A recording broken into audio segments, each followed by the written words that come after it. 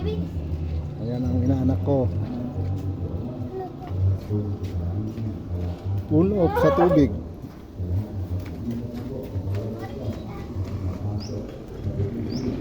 Ayan, naniputan mo yung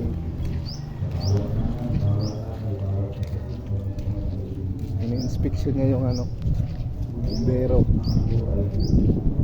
Magapa ka, wag ka dyan sa may tubig.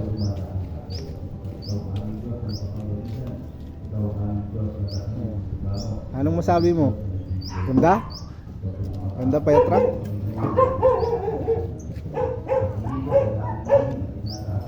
Yay! Narinig kay Elib oh. Gusto niya daw magbumbero.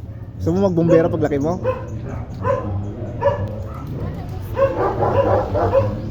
Mamaya alis yan.